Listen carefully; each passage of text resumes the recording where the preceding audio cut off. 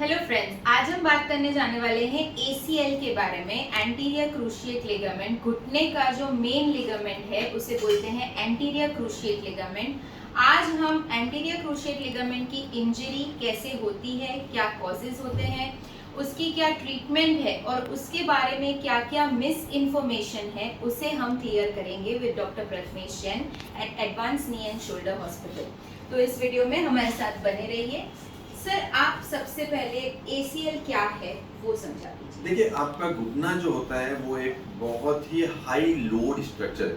मतलब हमारा जो घुटना है हमारे शरीर का पूरा लोड लेता है और उसकी सारी संरचना जो है उसकी लोड लेने की कैपेसिटी के लिए बहुत ही महत्वपूर्ण है। तो अगर हम घुटने की संरचना की बात करें तो यहाँ पे घुटना देख रहे हैं, यहाँ घुटने के ऊपर की टखनी है। अगर हम इसको हिला देते हैं तो जब हम अंदर देखते हैं तो एक आपको अंदर की तरफ एक सेंटर में लिगामेंट दिखेगा।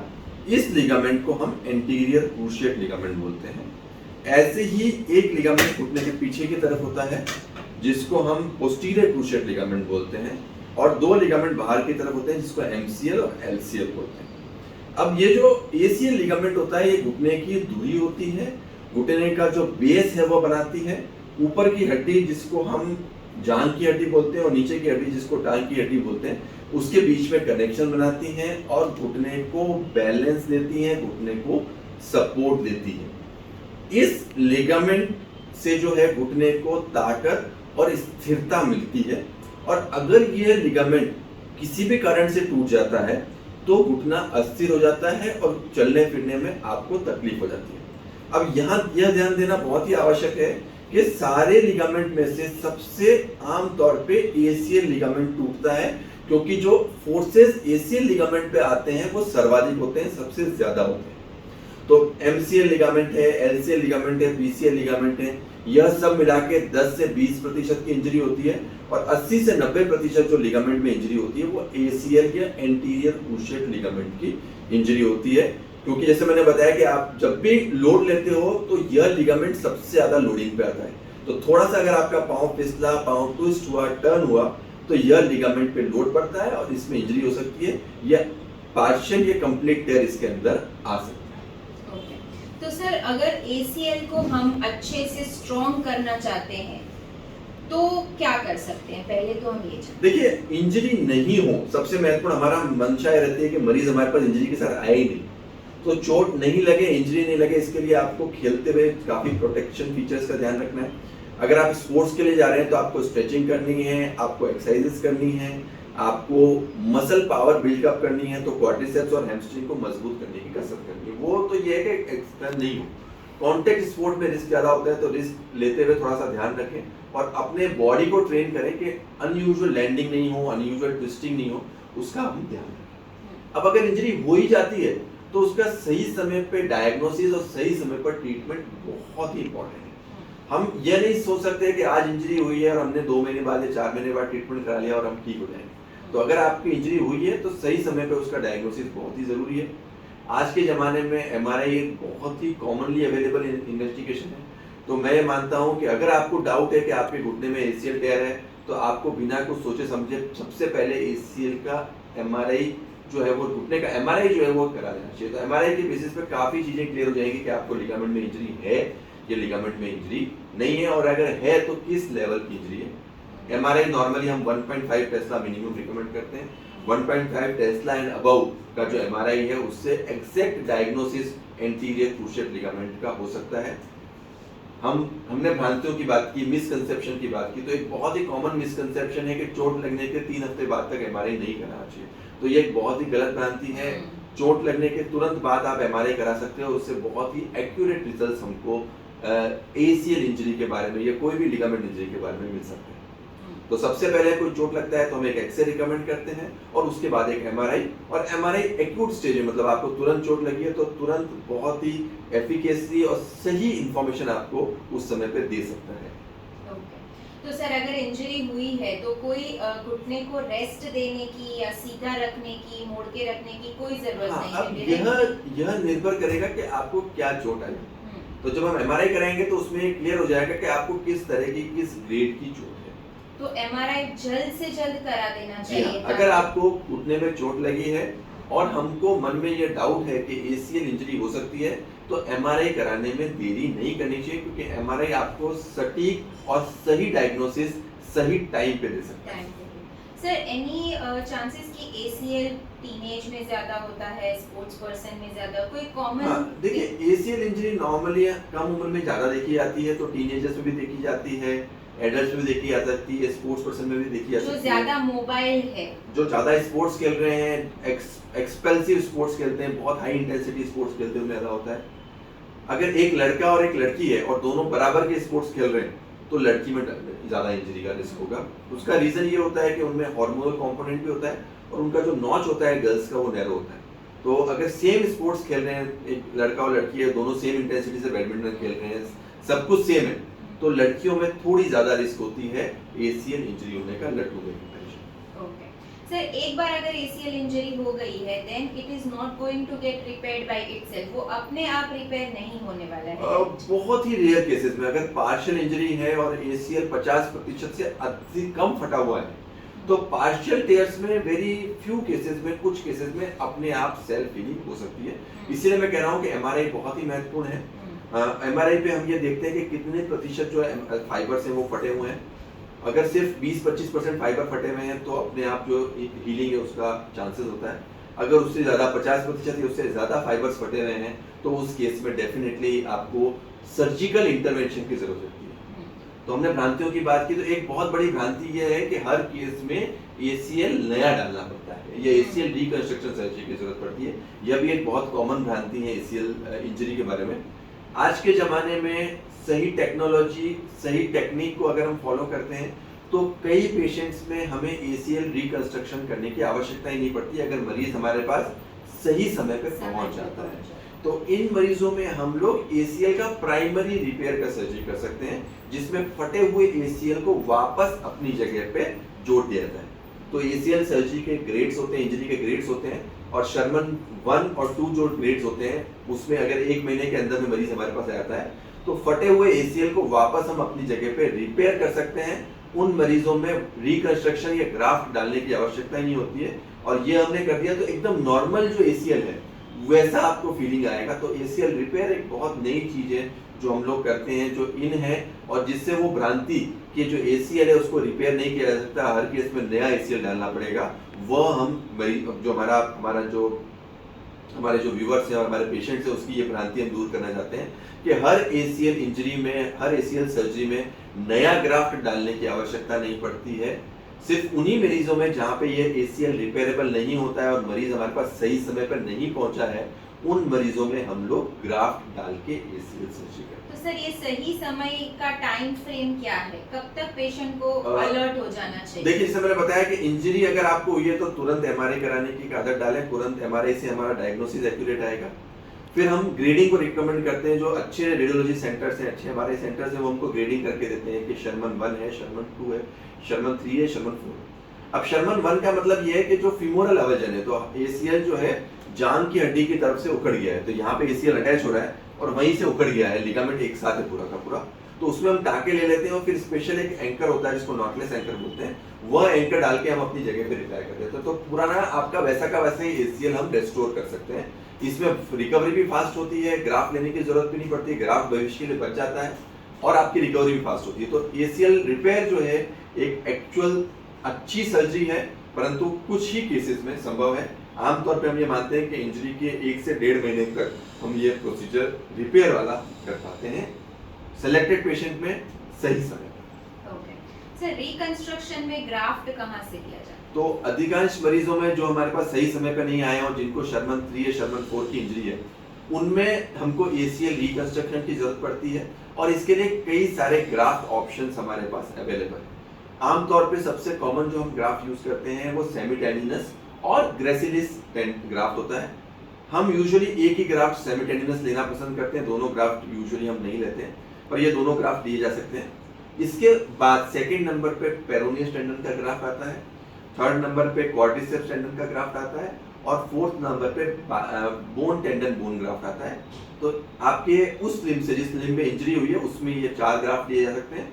सेम हम दूसरे घुटने से भी ले सकते हैं और वेरी रेयरली, बहुत ही ऐसे केस में जब सब कुछ यूज हो चुका है, तो हम एलोग्राफ्ट का भी प्रयोग कर सकते हैं। ओके तो सर ये ग्राफ्ट लेने के बाद पेशेंट को कोई अलग से दिक्कत होना? यूजुअली नहीं, जो हम ग्राफ्ट लेते हैं जैसे मैंने बताया आपको, डोनर साइड मॉर्बिडिटी, मतलब जहाँ से हम ग्राफ्ट लिया उस जगह पे कोई तकलीफ होने का रिस्क बहुत ही मिनिमल होता है, और यह रिस्क सेमी टेंडिनस ग्राफ्ट में सबसे कम होता है। इसी कारण से सेमी टेंडिनस ग्राफ्ट जो होता है वो हमारी फर्स्ट प्रेफरेंस होती है।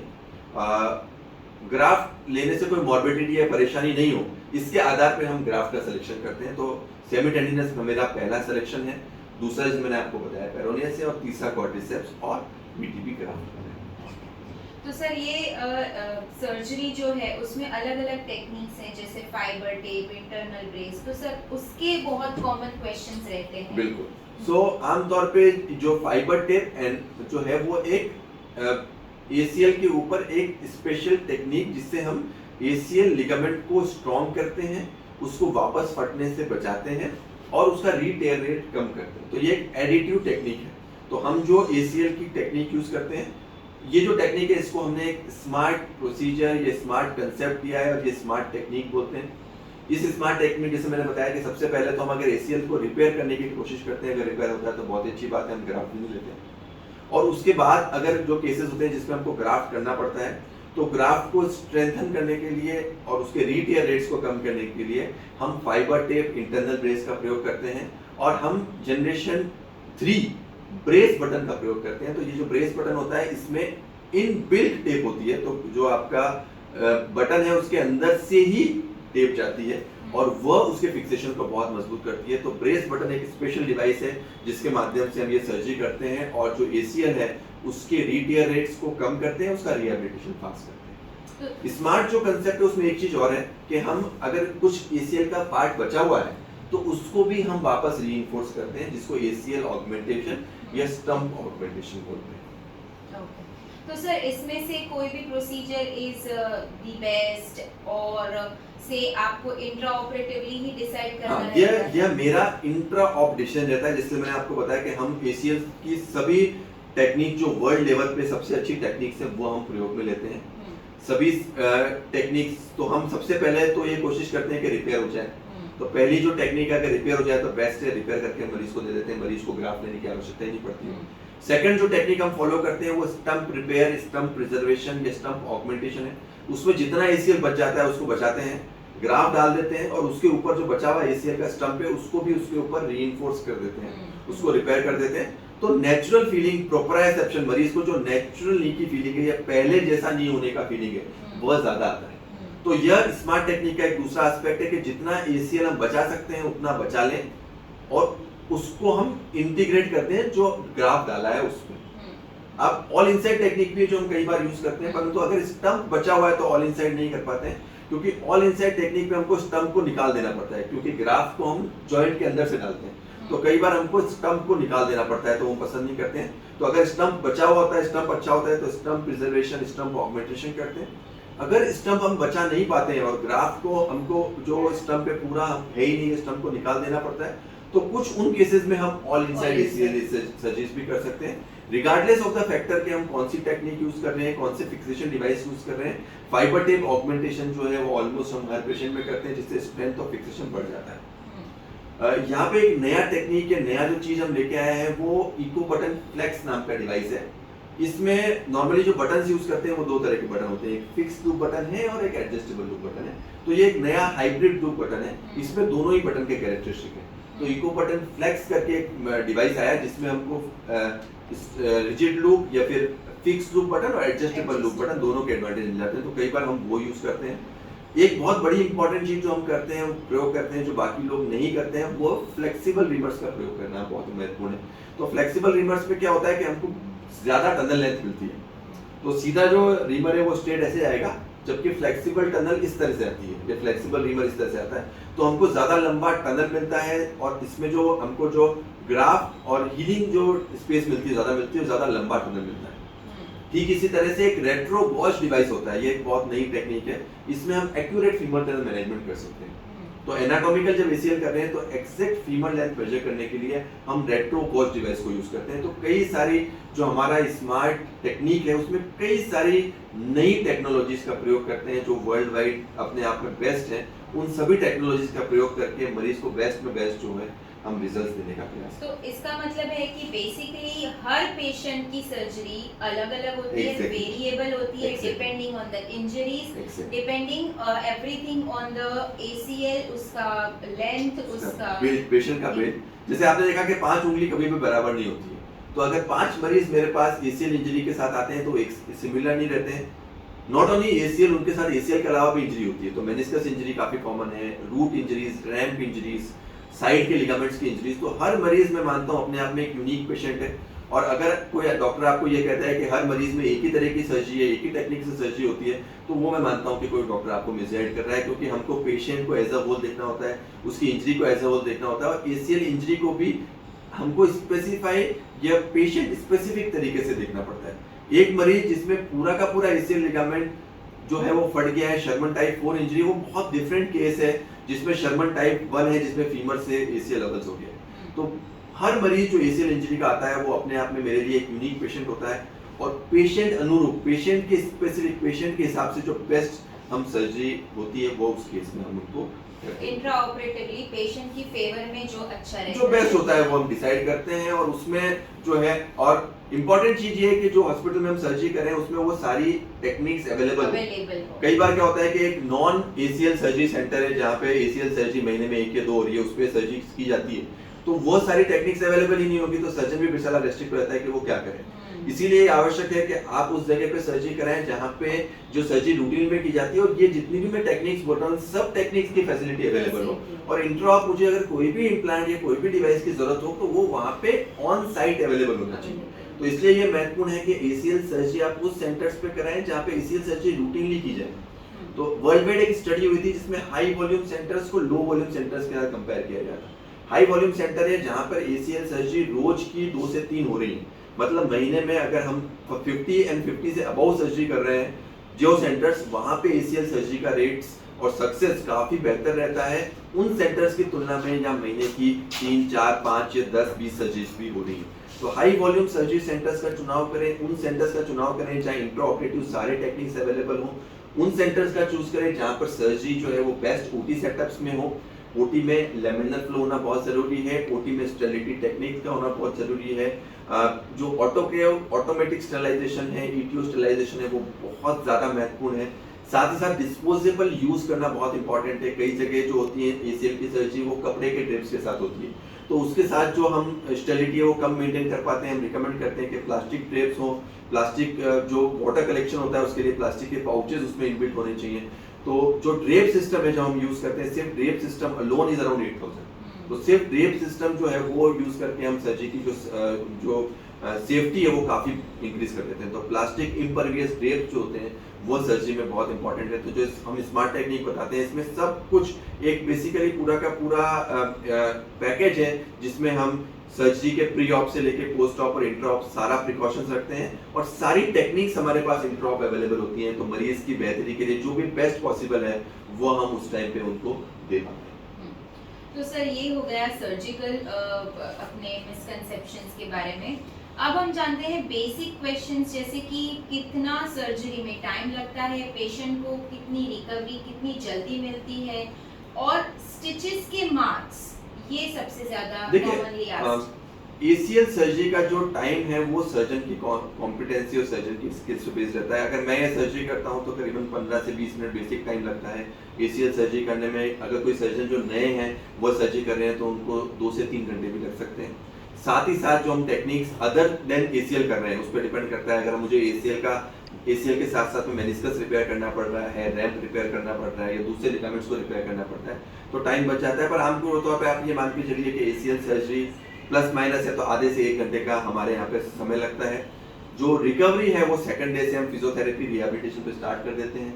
एग्जैक्ट रिहैबिलिटेशन आपके केस पे निर्भर करता है कि आपका क्या केस है और हमने उसके लिए क्या सर्जरी करी है।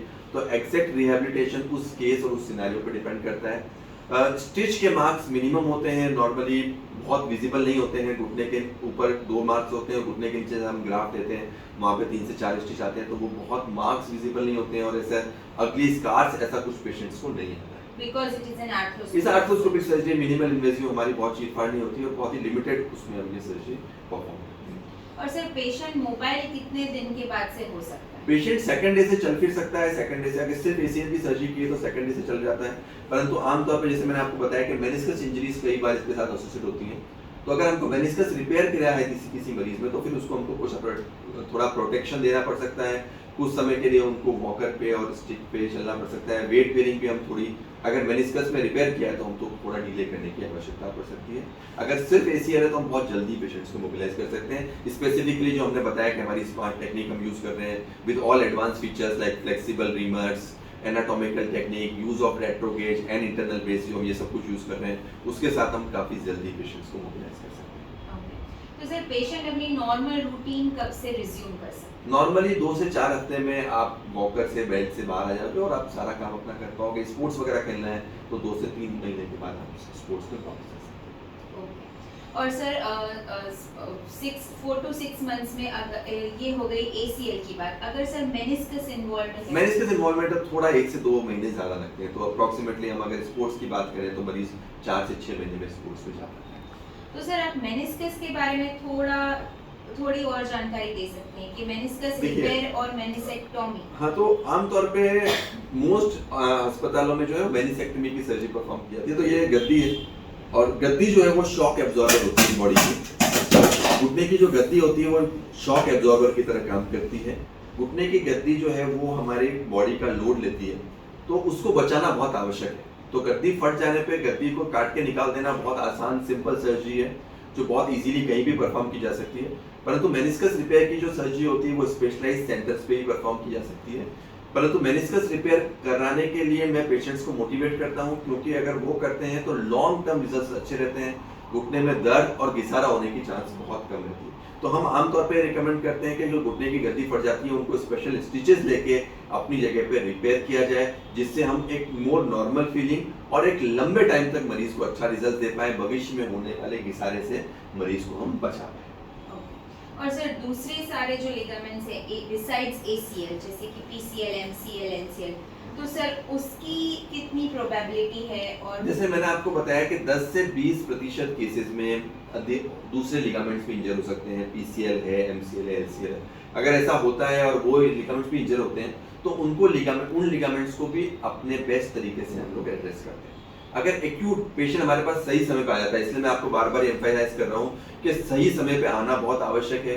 कई बार क्या होता है कि आपको चोट लगा और उसके बाद प्लास्टर में आपको डाल दिया या फिजियोथेरेपी पे डाल दिया, तो वो सही जो हमारा गोल्डन पीरियड है वो मिस हो जाता है। तो अगर एमसीएल पेशेंट हमारे पास सही टाइम पे आया तो हम उसको रिपेयर करके दे देंगे, एमसीएल पहले ऐसा नॉर्मल हो जाएगा। परंतु अगर लेट आया तो फिर रिकंस्ट्रक्शन मतलब नया एमसीएल डालने की जरूरत पड़ेगी। तो ये टाइम जो है वो गोल्डन पीरियड कंसेप्ट है। अगर आपने सुना होगा कि हार्ट प्रॉब्लम्स में या स्ट्रोक में गोल्डन पीरियड, ये गोल्डन आवर का कंसेप्ट होता है। और हम अपने जो आर्थ्रोस्कोपी और लिगामेंट सर्जरी है इसमें गोल्डन मंथ का कंसेप्ट बोलते हैं। तो अगर आपको चोट लगी है तो 1 महीना गोल्डन मंथ में अगर आपने ऑपरेट करा लिया तो बहुत अच्छे लॉन्ग टर्म रिजल्ट्स हम आपको दे पाते हैं। परंतु अगर आपने डिले किया, 1 महीने से बाद आ रहे हैं, तो फिर हमारे लिए रिपेयर, एसीएल की रिपेयर भी मुश्किल हो पाती है, बाकी लिगामेंट्स की रिपेयर भी मुश्किल हो पाती है और दूसरी इंजरीज जैसे गद्दी में इंजरीज वगैरह भी ज्यादा आती है। तो मैं गोल्डन मंथ कंसेप्ट को आपको फोकस करूंगा। अगर आपने पहले महीने में इलाज कराया है तो रिजल्ट्स बहुत अच्छे मरीज को मिल पाते हैं। तो दर्शकों, हमने देखा कि अगर आपको कोई इंजरी हुई है और अगर एक्सरे में कोई फ्रैक्चर्स वगैरह कुछ नहीं दिख रहा है, फिर भी आपको पेन रह रहा है, तो आप इमीडिएटली एमआरआई करवाइए और इमीडिएटली आप सर्जन से मिलिए। तो आप उस गोल्डन मंथ में अपनी सर्जरी करवा सकते हैं। आपको किसी भी पेन के साथ, दर्द के साथ रहने की ज़रूरत नहीं है लाइफ बिताने की। आपकी सारी प्रॉब्लम्स रिपेयरेबल है। आर्थ्रोस्कोपिक रिपेयर जो है वो सबसे एक्सक्लूसिव टेक्नोलॉजी है और यहाँ advance knee and shoulder hospital में आर्थ्रोस्कोपिक रिपेयर से सारे लिगामेंट्स रिपेयर हो सकते हैं। तो आपको किसी भी दर्द के साथ रहने की जरूरत नहीं है, इमीडिएटली एमआरआई और डिले करने की जरूरत नहीं है। मोस्ट कॉमनली ये प्रॉब्लम है कि डिले करते हैं पेशेंट, और जो मरीज हमारे पास लेट आते हैं उनमें हम फिर उतना बेहतर, उतना अच्छा रिजल्ट जो जल्दी मरीज आते हैं उनकी तुलना में नहीं दे पाते। तो एक मैसेज है कि सही समय पे जो है वो सर्जन को अप्रोच करें। और अगर आप अहमदाबाद में स्थित नहीं हैं तो आप नीचे दिए गए नंबर पे अपने एमआरआई रिपोर्ट्स फॉरवर्ड कर सकते हैं। Thank you very much.